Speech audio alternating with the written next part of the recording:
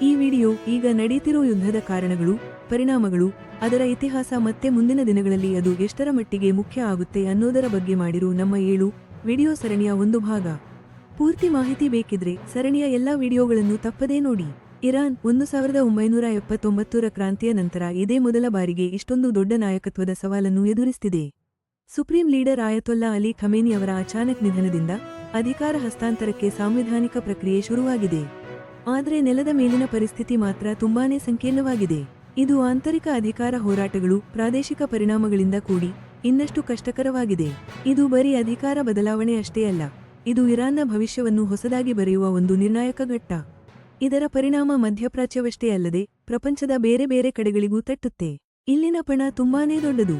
ದೇಶದ ಅಣ್ವಸ್ತ್ರದ ಗುರಿಗಳಿಂದ ಹಿಡಿದು ತನ್ನ ಪ್ರಾದೇಶಿಕ ಪ್ರಾಕ್ಸಿ ನೆಟ್ವರ್ಕ್ಗಳು ಮತ್ತೆ ಜಾಗತಿಕ ಇಂಧನ ಮಾರುಕಟ್ಟೆಗಳ ಸ್ಥಿರತೆಯವರೆಗೂ ಎಲ್ಲದರ ಮೇಲೂ ಇದು ಪರಿಣಾಮ ಬೀರುತ್ತೆ.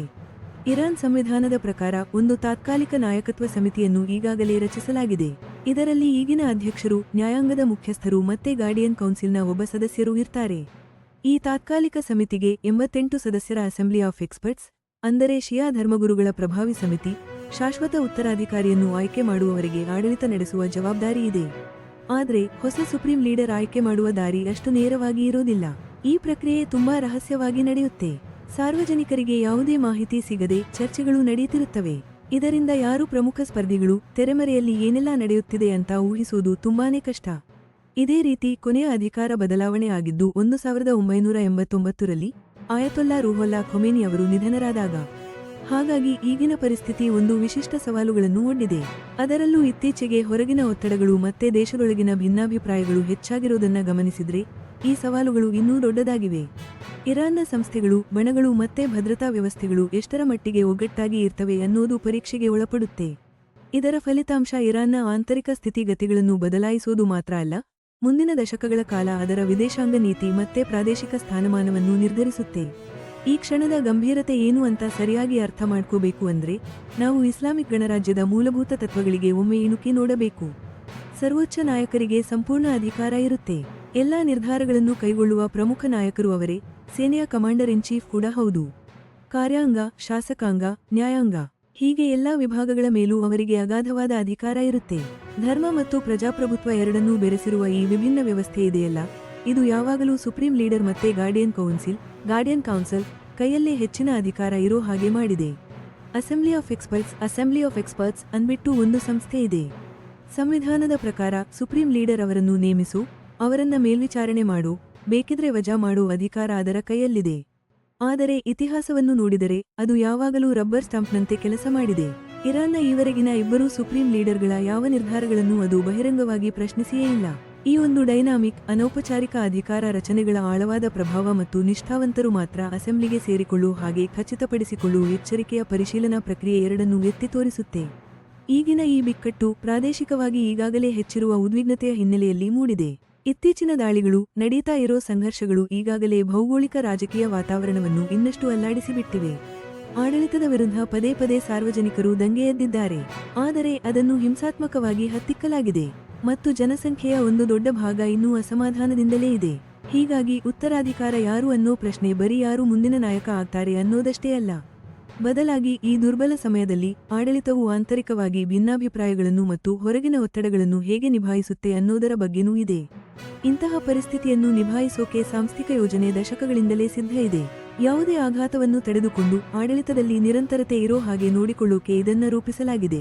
ಆದ್ರೆ ಹಲವಾರು ಉನ್ನತ ಅಧಿಕಾರಿಗಳ ಸಾವಿನ ಸುದ್ದಿಗಳೂ ಸೇರಿ ಇತ್ತೀಚಿನ ಘಟನೆಗಳ ಗಾತ್ರ ಇದೆಯಲ್ಲ, ಇದು ಹಿಂದೆಂದೂ ಇಲ್ಲದಷ್ಟು ಅನಿಶ್ಚಿತತೆಯನ್ನು ಸೃಷ್ಟಿ ಮಾಡಿದೆ. ಈ ಬದಲಾವಣೆ ಆಡಳಿತ ವ್ಯವಸ್ಥೆಯ ತಾಕತ್ತನ್ನು ಪರೀಕ್ಷೆಗೆ ಒಡ್ಡುತ್ತೆ. ಇದರಿಂದಾಗಿ ಆಡಳಿತ ವ್ಯವಸ್ಥೆಯ ಒಳಗಿನ ಡೈನಾಮಿಕ್ಸ್ ಹೇಗಿದೆ, ಅದು ನಿಯಂತ್ರಣವನ್ನು ಉಳಿಸಿಕೊಳ್ಳಲು ಸಾಧ್ಯವೇ ಅನ್ನೋದನ್ನು ಮತ್ತೊಮ್ಮೆ ಅಳೆಯುವಂತಾಗುತ್ತೆ. ಹೊಸ ಸುಪ್ರೀಂ ಲೀಡರ್ ಆಯ್ಕೆ ಮಾಡೋಕೆ ಒಂದು ಅಧಿಕೃತ ವ್ಯವಸ್ಥೆ ಇದೆ. ಅದುವೇ ಅಸೆಂಬ್ಲಿ ಆಫ್ ಎಕ್ಸ್ಪರ್ಟ್ಸ್. ಇದರಲ್ಲಿ 88 ಜನವರಿ ಇಸ್ಲಾಮಿಕ್ ವಿದ್ವಾಂಸರು ಇರ್ತಾರೆ. ಇವರನ್ನ ಪ್ರತಿ 8 ವರ್ಷಕ್ಕೊಮ್ಮೆ ಆಯ್ಕೆ ಮಾಡ್ತಾರೆ. ಆದ್ರೆ ಈ ಸಂಸ್ಥೆಗೆ ಸ್ಪರ್ಧಿಸುವವರನ್ನ ಗಾರ್ಡಿಯನ್ ಕೌನ್ಸಿಲ್ ಅಂತ ಒಂದು ಪ್ರಭಾವಿ ಸಂಸ್ಥೆ ತುಂಬಾ ಕಟ್ಟುನಿಟ್ಟಾಗಿ ಪರಿಶೀಲಿಸುತ್ತೆ. ಇದರ ಸದಸ್ಯರನ್ನ ಸ್ವತಃ ಸುಪ್ರೀಂ ಲೀಡರ್ ಅವರೇ ನೇರವಾಗಿ ಅಥವಾ ಪರೋಕ್ಷವಾಗಿ ಆಯ್ಕೆ ಮಾಡ್ತಾರೆ. ಈ ಪರಿಶೀಲನೆಯಿಂದಾಗಿ ಮತದಾರರ ಆಯ್ಕೆಗಳು ತುಂಬಾ ಸೀಮಿತ ಆಗುತ್ತೆ. ಜೊತೆಗೆ ಆಡಳಿತದಲ್ಲಿರೋರಿಗೆ ಹೊಂದಾಣಿಕೆ ಆಗೋ ಜನರೇ ಅಸೆಂಬ್ಲಿಯಲ್ಲಿ ಇರೋ ಹಾಗೆ ಇದು ನೋಡಿಕೊಳ್ಳುತ್ತೆ. ಹೀಗಾಗಿ ಈ ಚುನಾವಣೆಗಳು ನಿಜವಾದ ಪ್ರಜಾಪ್ರಭುತ್ವದ್ದಲ್ಲ ಅಂತ ಆರೋಪಗಳು ಕೇಳಿಬಂದಿವೆ. ಹೊಸ ಸುಪ್ರೀಂ ಲೀಡರ್ ಆಗೋರಿಗೆ ಕೆಲವು ಕಠಿಣ ನಿಯಮಗಳಿವೆ. ಅವರು ಒಬ್ಬ ಅರ್ಹ ಇಸ್ಲಾಮಿಕ್ ವಿದ್ವಾಂಸರಾಗಿರಬೇಕು, ನ್ಯಾಯವಂತರು, ಧಾರ್ಮಿಕರೂ ಆಗಿರಬೇಕು. ಜೊತೆಗೆ ರಾಜಕೀಯ ಮತ್ತು ಸಾಮಾಜಿಕ ವಿಷಯಗಳ ಬಗ್ಗೆ ಉತ್ತಮ ಜ್ಞಾನ ಹೊಂದಿರಬೇಕು ಹಾಗೂ ನಾಯಕತ್ವದ ಸಾಮರ್ಥ್ಯ ಇರಬೇಕು. ಆದರೆ ನಿಜವಾಗ್ಲೂ ಈ ಆಯ್ಕೆ ಪ್ರಕ್ರಿಯೆ ಗಣ್ಯರ ನಡುವಿನ ಒಳ ಒಪ್ಪಂದಗಳು ಮತ್ತು ಪ್ರಬಲ ಸಂಸ್ಥೆಗಳ ಆದ್ಯತೆಗಳಿಂದ ಪ್ರಭಾವಿತವಾಗುತ್ತೆ. ಈ ನಿಗೂಢ ಪ್ರಕ್ರಿಯೆಯಲ್ಲಿ ಪ್ರಮುಖ ಪಾತ್ರ ವಹಿಸೋರು ಯಾರಂದ್ರೆ ಹಾಲಿ ಸುಪ್ರೀಂ ಲೀಡರ್ ಅವರ ಆಪ್ತವಲಯ, ಖೋಮ್ನ ಧಾರ್ಮಿಕ ವಿದ್ಯಾಲಯಗಳಲ್ಲಿರೋ ಪ್ರಮುಖ ಧರ್ಮಗುರುಗಳು ಮತ್ತು ಅತ್ಯಂತ ಮುಖ್ಯವಾಗಿ Islamic revolutionary guard corps IRGC. ಈ IRGC ಅನ್ನೋದು ಸುಪ್ರೀಂ ಲೀಡರ್ ಅವರಿಗೆ ನೇರವಾಗಿ ನಿಷ್ಠೆಯುಳ್ಳ ಒಂದು ಗಣ್ಯ ಪಡೆ. ಇದು ಸೇನೆ ಮತ್ತು ಗುಪ್ತಚರ ಇಲಾಖೆಗಳಿಗಿಂತಲೂ ತನ್ನ ಪ್ರಭಾವವನ್ನು ತುಂಬಾ ವಿಸ್ತರಿಸಿದೆ. ರಾಜಕೀಯ, ಶಿಕ್ಷಣ ಮತ್ತು ಆರ್ಥಿಕ ಕ್ಷೇತ್ರಗಳಲ್ಲೂ ಇದರ ಪ್ರಭಾವ ಇದೆ. ಕ್ರಾಂತಿಕಾರಿ ಮೌಲ್ಯಗಳನ್ನು ಕಾಪಾಡೋ ಕೆಲಸ ಈ IRGCಯದ್ದು. ಹೀಗಾಗಿ ದೇಶದ ರಾಜಕೀಯ ಮತ್ತು ವಿದೇಶಾಂಗ ನೀತಿಯಲ್ಲಿ ಅದಕ್ಕೆ ತುಂಬಾ ಪ್ರಭಾವ ಇದೆ. ಹಲವು ಬಾರಿ ಇದನ್ನ ದೇಶದ ಅಧ್ಯಕ್ಷರಿಗಿಂತಲೂ ಹೆಚ್ಚು ಪ್ರಬಲ ಅಂತ ನೋಡಲಾಗುತ್ತೆ. ಶಾಶ್ವತ ನಾಯಕನ ಶೀಘ್ರ ನೇಮಕಕ್ಕೆ IRGC ಒತ್ತಾಯಿಸುತ್ತಿರುವುದು ಈ ಉತ್ತರಾಧಿಕಾರಿ ಆಯ್ಕೆಯ ಫಲಿತಾಂಶವನ್ನು ರೂಪಿಸೋದ್ರಲ್ಲಿ ಅದರ ನಿರ್ಣಾಯಕ ಪಾತ್ರವನ್ನು ಎತ್ತಿ ತೋರಿಸುತ್ತೆ. ಈ ಆಯ್ಕೆ ಬರೀ ಧಾರ್ಮಿಕ ಅಥವಾ ಸಾಂವಿಧಾನಿಕ ಔಪಚಾರಿಕತೆಯಷ್ಟೇ ಅಲ್ಲ, ಇದು ಒಂದು ಕಾರ್ಯತಂತ್ರದ ನಿರ್ಧಾರವಾಗಿದ್ದು ಈ ಪ್ರಭಾವಿ ಕೇಂದ್ರಗಳ ನಡುವಿನ ಅಧಿಕಾರದ ಸಮತೋಲನವನ್ನು ಇದು ಪ್ರತಿಬಿಂಬಿಸುತ್ತೆ. ಇರಾನ್ನಲ್ಲಿ ಆಗ್ತಿರೋ ಈ ಅಧಿಕಾರ ಹಸ್ತಾಂತರದ ಪರಿಣಾಮ ಇದೆಯಲ್ಲ, ಅದು ಇರಾನ್ ಗಡಿಯನ್ನು ಮೀರಿ ದೂರದವರೆಗೆ ಹೋಗುತ್ತೆ. ಪ್ರಾದೇಶಿಕ ಸ್ಥಿರತೆ, ಜಾಗತಿಕ ಇಂಧನ ಮಾರುಕಟ್ಟೆಗಳು ಮತ್ತು ಅಂತಾರಾಷ್ಟ್ರೀಯ ರಾಜತಾಂತ್ರಿಕತೆಯ ಭವಿಷ್ಯದ ಮೇಲೂ ಇದರ ಪ್ರಭಾವ ಇರುತ್ತೆ. ಸಂವಿಧಾನದಲ್ಲಿ ಸುಗಮ ಪರಿವರ್ತನೆ ಬಗ್ಗೆ ಹೇಳಿದ್ರೂ ಕೂಡ ಅದು ಆಗುತ್ತೆ ಅಂತ ಹೇಳೋಕೆ ಆಗಲ್ಲ. ಇರಾನ್ ರಾಜಕೀಯ ವಲಯದಲ್ಲಿ ಒಳಜಗಳ, ಗುಂಪುಗಾರಿಕೆ ಆಗುವ ಸಾಧ್ಯತೆ ತುಂಬಾ ಇದೆ. ಯಾಕಂದ್ರೆ ಅಲ್ಲಿ ಸಾಂಪ್ರದಾಯವಾದಿಗಳು, ಸುಧಾರಣಾವಾದಿಗಳು ಮತ್ತು ಮಿತವಾದಿಗಳಂತಹ ಹಲವು ಗುಂಪುಗಳಿದ್ದು ಪ್ರತಿಯೊಂದಕ್ಕೂ ತನ್ನದೇ ಆದ ವಿಚಾರಧಾರೆ ಮತ್ತು ನೀತಿ ನಿಯಮಗಳಿವೆ. ಈಗಿನ ಈ ಬಿಕ್ಕಟ್ಟು ಈ ಒಳಜಗಳವನ್ನ ಇನ್ನಷ್ಟು ತೀವ್ರಗೊಳಿಸಿದ್ದು ಆಡಳಿತಾರೂಢ ಗಣ್ಯರ ನಡುವೆ ಬಿರುಕುಗಳು ಇನ್ನಷ್ಟು ಆಳವಾಗಿರುವುದನ್ನ ತೋರಿಸಿದೆ. IRGC, Islamic revolutionary guard corps ಮತ್ತು ಇತರ ಭದ್ರತಾ ಪಡೆಗಳು ಈ ಸೂಕ್ಷ್ಮ ಸಮಯದಲ್ಲಿ ಆಂತರಿಕ ನಿಯಂತ್ರಣವನ್ನು ಕಾಪಾಡಿಕೊಳ್ಳುವುದು, ಯಾವುದೇ ಪ್ರತಿಭಟನೆ ಅಥವಾ ಗಲಭೆಗಳನ್ನು ನಿಭಾಯಿಸುವುದು ಬಹಳ ಮುಖ್ಯ ಆಗುತ್ತೆ. ವಿರೋಧವನ್ನು ಹತ್ತಿಕ್ಕುವ ಅವರ ಸಾಮರ್ಥ್ಯ ಮತ್ತು ಇಚ್ಛಾಶಕ್ತಿ ಆಡಳಿತದ ಸ್ಥಿರತೆಯನ್ನು ನಿರ್ಧರಿಸುವಲ್ಲಿ ಪ್ರಮುಖ ಪಾತ್ರ ವಹಿಸುತ್ತೆ. ವಿದೇಶಾಂಗ ನೀತಿಯ ನಿರಂತರತೆ ಕೂಡ ಇನ್ನೊಂದು ದೊಡ್ಡ ತಲೆನೋವು. ಇರಾನ್ನ ವಿದೇಶಾಂಗ ನೀತಿಯ ಮುಖ್ಯ ವಿಚಾರಗಳು ಸಾಮಾನ್ಯವಾಗಿ ವ್ಯಕ್ತಿಗಳ ಬದಲಿಗೆ ಅಲ್ಲಿನ ಸಂಸ್ಥೆಗಳ ಹಿತಾಸಕ್ತಿಗಳ ಮೇಲೆ ನಿಂತಿರುತ್ತೆ. ಆದ್ರೆ ಒಬ್ಬ ಹೊಸ ಸರ್ವೋಚ್ಚ ನಾಯಕರು ಬಂದ್ರೆ ದೇಶದ ಪರಮಾಣು ಕಾರ್ಯಕ್ರಮ, ಪರೋಕ್ಷ ಸೇನೆಗಳಿಗೆ ಅದರ ಬೆಂಬಲ ಮತ್ತು ಪ್ರಾದೇಶಿಕ, ಜಾಗತಿಕ ಶಕ್ತಿಗಳೊಂದಿಗಿನ ಸಂಬಂಧಗಳ ಮೇಲೆ ಪ್ರಭಾವ ಬೀರಬಹುದು. ಅಮೆರಿಕ ಮತ್ತು ಇಸ್ರೇಲ್ ಜೊತೆ ಹೆಚ್ಚಿರೋ ಟೆನ್ಷನ್ನಿಂದ ಕೂಡಿರೋ ಈಗಿನ ಭೂರಾಜಕೀಯ ಪರಿಸ್ಥಿತಿ ಈ ವಿಷಯವನ್ನ ಇನ್ನಷ್ಟು ಕಷ್ಟವಾಗಿಸುತ್ತೆ. ಇರಾನ್ನ ವಿದೇಶಾಂಗ ನೀತಿ, ಅದರಲ್ಲೂ ಚೀನಾ, ರಷ್ಯಾದಂತಹ ಪೂರ್ವದ ದೇಶಗಳ ಕಡೆಗೆ ಅದು ತನ್ನ ಕಾರ್ಯತಂತ್ರ ಬದಲಿಸಿದ್ದು ಮುಂದುವರಿಯುವ ಸಾಧ್ಯತೆ ಇದೆ. ಆದ್ರೆ ಅದನ್ನು ಕಾರ್ಯರೂಪಕ್ಕೆ ತರುವ ರೀತಿ ಬದಲಾಗಬಹುದು. ಈ ಆಂತರಿಕ ಅಧಿಕಾರ ಹೋರಾಟದ ಫಲಿತಾಂಶ ಅಂತಾರಾಷ್ಟ್ರೀಯ ಭದ್ರತೆ ಮೇಲೆ ದೊಡ್ಡ ಮತ್ತು ದೀರ್ಘಕಾಲದ ಪರಿಣಾಮ ಬೀರಲಿದೆ ಅಂತ ಅರ್ಥಮಾಡಿಕೊಂಡು ಇಡೀ ಜಗತ್ತು ಇದನ್ನು ಸೂಕ್ಷ್ಮವಾಗಿ ಗಮನಿಸುತ್ತಿದೆ. ಕೊನೆಗೆ ಇರಾನ್ನಲ್ಲಿ ನಡೆಯುತ್ತಿರುವ ಉತ್ತರಾಧಿಕಾರ ಪ್ರಕ್ರಿಯೆ ಕೇವಲ ಒಂದು ಸಾಂವಿಧಾನಿಕ ಘಟನೆ ಮಾತ್ರವಲ್ಲ, ಇದು ಅಲ್ಲಿನ ಆಡಳಿತ ಎಷ್ಟು ಗಟ್ಟಿಯಾಗಿದೆ ಮತ್ತು ಅಲ್ಲಿನ ಪ್ರಮುಖ ವ್ಯಕ್ತಿಗಳ ನಡುವೆ ಇರುವ ಅಧಿಕಾರದ ಸೂಕ್ಷ್ಮ ಸಮತೋಲನಕ್ಕೆ ಒಂದು ದೊಡ್ಡ ಅಗ್ನಿಪರೀಕ್ಷೆ.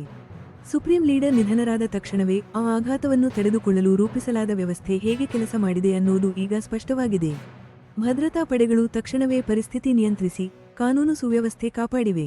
ಜೊತೆಗೆ ಸಂಸ್ಥೆಗಳು ತಾತ್ಕಾಲಿಕವಾಗಿ ಅಧಿಕಾರ ಹಸ್ತಾಂತರಕ್ಕೆ ಪ್ಲಾನ್ ಮಾಡಿ ಅದನ್ನು ಖಚಿತಪಡಿಸಿವೆ. ಆದ್ರೆ ಈ ಆರಂಭಿಕ ಸ್ಥಿರತೆ ಕೇವಲ ತಾತ್ಕಾಲಿಕ ಅಷ್ಟೇ. ತಕ್ಷಣದ ಬಿಕ್ಕಟ್ಟು ನಿವಾರಣೆಯಾದ ಮೇಲೆ ಆಡಳಿತ ಹೇಗಿರಬೇಕು, ಆರ್ಥಿಕತೆ ನಿಭಾಯಿಸುವುದು ಹೇಗೆ, ಇರಾನ್ನ ವಿದೇಶಾಂಗ ನೀತಿ ಹೇಗಿರಬೇಕು ಅನ್ನೋ ಬಗ್ಗೆ ಬೇರೆ ಬೇರೆ ದೃಷ್ಟಿಕೋನಗಳನ್ನು ಹೊಂದಿರುವ ಬಣಗಳ ನಡುವಿನ ಹಳೆಯ ವೈರತ್ವಗಳು ಮತ್ತೆ ತಲೆ ಎತ್ತಬಹುದು.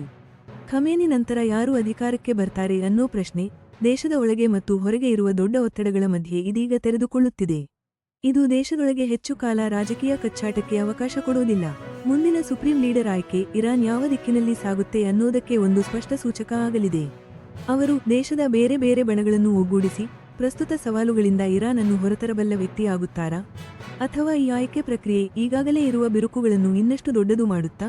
IRGC, ಧಾರ್ಮಿಕ ಮುಖಂಡರು ಮತ್ತು ಟೆಹರಾನ್ನಲ್ಲಿರುವ ಬೇರೆ ಬೇರೆ ರಾಜಕೀಯ ಗಣ್ಯರ ಪಾತ್ರ ಈ ಫಲಿತಾಂಶವನ್ನು ನಿರ್ಧರಿಸುವಲ್ಲಿ ತುಂಬಾನೇ ಮುಖ್ಯ ಆಗಲಿದೆ. ಇರಾನ್ನ ಸ್ಥಿರತೆ ಪ್ರಾದೇಶಿಕ ಶಾಂತಿ ಮತ್ತು ವಿಶ್ವದ ಭದ್ರತೆಗೆ ದೂರಗಾಮಿ ಪರಿಣಾಮಗಳನ್ನು ಬೀರಲಿದೆ ಅನ್ನೋದನ್ನ ಜಗತ್ತು ಅರ್ಥ ಮಾಡಿಕೊಂಡು ಎಚ್ಚರದಿಂದ ಇರಬೇಕು. ಮಧ್ಯಪ್ರಾಚ್ಯದ ಭವಿಷ್ಯ ಏನು ಅಂತ ತಿಳ್ಕೋಬೇಕು ಅಂದ್ರೆ ಈ ಅಧಿಕಾರ ಬದಲಾವಣೆಯ ಸಂಕೀರ್ಣತೆಗಳನ್ನು ಅರ್ಥ ಮಾಡಿಕೊಳ್ಳುವುದು ಬಹಳ ಮುಖ್ಯ. ಟೆಹರಾನ್ನಲ್ಲಿ ಈಗ ನಡೆಯುತ್ತಿರೋ ಘಟನೆಗಳು ಮುಂದಿನ ಹಲವು ವರ್ಷಗಳ ಕಾಲ ಜಾಗತಿಕ ರಾಜಕೀಯವನ್ನ ರೂಪಿಸಲಿವೆ. ಹಾಗಾಗಿ ಮಾಹಿತಿ ಪಡೀತಾನೇ ಇರಿ.